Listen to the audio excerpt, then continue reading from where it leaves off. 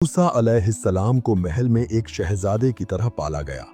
अल्लाह ने मूसा अलैहिस्सलाम को अच्छी सेहत, ताकत, इल्म और हिकमत अता की थी। कमजोर और जुल्म से सताए गए लोग उनकी मदद और इंसाफ के लिए उनके पास आते थे।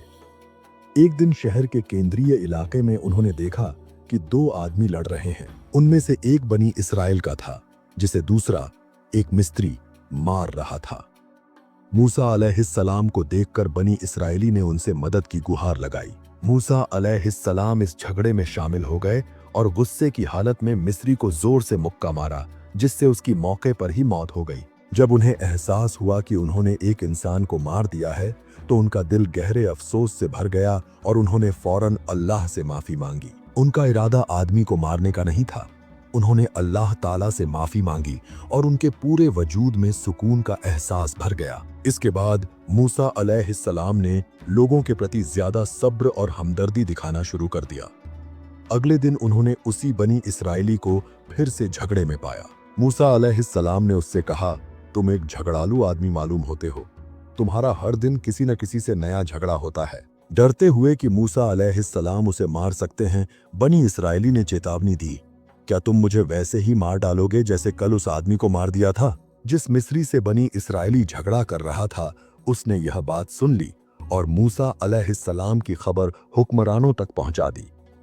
थोड़ी ही देर बाद जब मूसा अलैहिस्सलाम शहर से गुजर रहे थे, एक आदमी उनके पास आया और उन्हें आगाह किया, ए मूसा, सरदारों ने तुम्हारे खिलाफ सलाह मशवरा किया है। तुम्हें सजा देने और मारने का फैसला हुआ है। मेरी सलाह है कि तुम यहां से भाग जाओ। मूसा अलैहिस्सलाम मिस्र को जल्दी छोड़ गए बिना फिरौन के महल में जाने या अपने कपड़े बदलने के न ही वह सफर के लिए तैयार थे। उनके पास सवारी के लिए कोई जानवर नहीं था और वह किसी काफिले में भी नहीं थे, बल्कि वह तुरंत उस समय निकल गए जब मोमिन ने आकर उन्हें फिरौन के योजनाओं से आगाह किया। वह मदियन के मुल्क की तरफ सफर कर रहे थे, जो शाम और मिस्र के बीच का करीबी आबाद इलाका था। उनका सिर्फ साथी इस गर्म रेगिस्तान में अल्लाह था और उनका सिर्फ रोजी तकवा था। उनके पास भूख को कम करने के लिए कोई जड़ भी नहीं थी। गर्म रेत उनके पैरों के तलों को जला रही थी। हालांकि फरौन के आदमियों के पीछा करने का डर था, इसलिए वह अपने आप को चलते रहने पर मजबूर करते थे। वह 8 रातें सफर करते रहे, दिन के वक्त छुपकर। मुख्य रेगिस्तान पार करने के बाद वह मदियन के बाहर एक पानी के कुएं तक पहुंचे, जहां चरवाहे अपने झुंड को पानी पिला रहे थे। मूसा अलैहिस्सलाम जैसे ही मदियन पहुंचे, उन्होंने एक पेड़ के नीचे खुद को आराम करने के लिए डाल दिया। वह भूख और थकावट से निःशक्त थे। उनके पैरों के तले इस तरह महसूस हो रहे थे जैसे रेत और पत्थरों पर चलने से और मिट्टी के कारण थक गए हों। उनके पास नए चप्पल खरीदने के लिए पैसे नहीं थे, न ही खाने या पीने के लिए पैसे थे। मूसा अलैहिस्सलाम ने देखा कि एक समूह चरवाहे अपने बकरियों को पानी पिला रहे थे। वह कुएं के पास गए, जहां उन्होंने 2 जवान महिलाओं को देखा जो अपनी बकरियों को दूसरों बकरियों से मिलाने से रोक रही थीं। मूसा अलैहिस्सलाम ने महसूस किया कि महिलाओं को मदद की जरूरत है। अपनी प्यास को भूलते हुए वह उनके पास गए और पूछा, क्या मैं आपकी किसी तरह मदद कर सकता हूं? बड़ी बहन ने कहा, हम इंतजार कर रहे हैं कि चरवाहे अपने बकरियों को पानी पिला लें, फिर हम अपनी बकरियों को पानी पिलाएंगे। मूसा अलैहिस्सलाम ने फिर पूछा, आप क्यों इंतजार कर रही हैं? छोटी बहन ने कहा, हम मर्दों को धक्का नहीं दे सकती। मूसा अलैहिस्सलाम हैरान हुए कि महिलाएं चरवाही कर रही थीं, क्योंकि यह काम सिर्फ मर्दों का माना जाता था। यह कठिन और थकाऊ काम है और इंसान को चौकस रहना पड़ता है। मूसा अलैहिस्सलाम ने पूछा, आप क्यों चरवाही कर रही हैं? छोटी बहन ने कहा, हमारे बाप बहुत बूढ़े हैं। उनकी सेहत इतनी खराब है कि वो बकरियों को बाहर चराने के लिए नहीं ले जा सकते। मूसा अलैहिस्सलाम ने कहा, मैं तुम्हारी बकरियों को पानी पिला देता हूँ।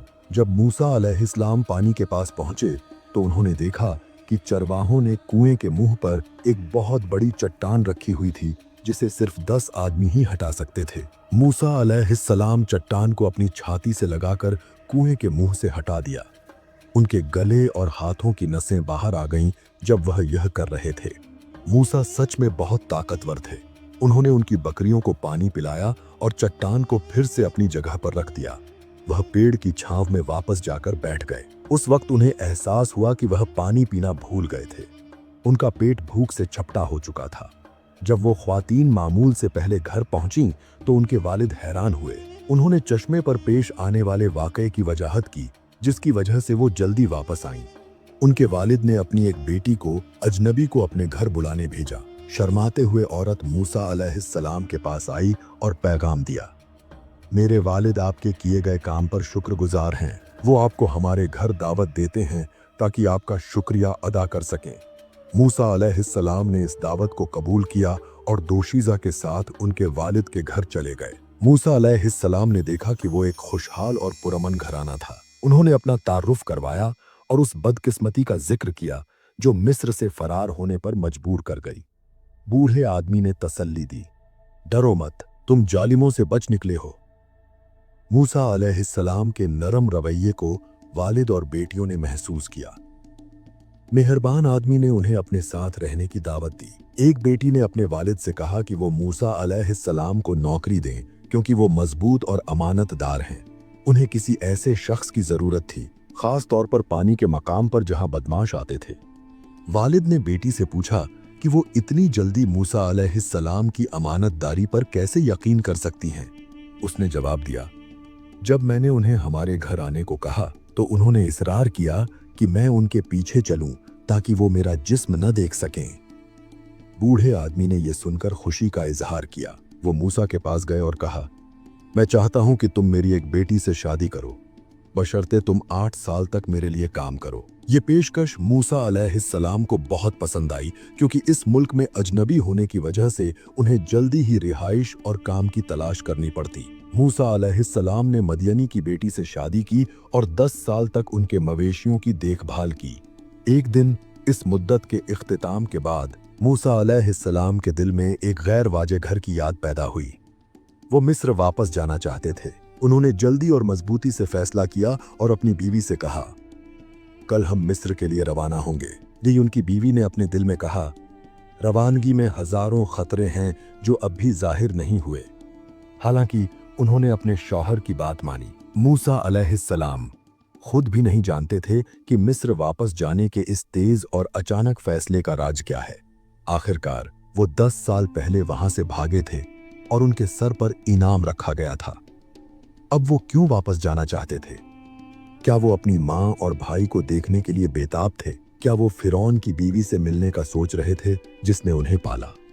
कोई नहीं जानता कि मूसा अलैहिस्सलाम के दिमाग में क्या चल रहा था जब वो मिस्र वापस जा रहे थे। हम सिर्फ ये जानते हैं कि अल्लाह की तकदीर के ताबे खामोशी से उन्होंने ये फैसला किया। ये आला तकदीरें उनके कदमों को एक अजीम अहमियत के मामले की तरफ ले जा रही थी।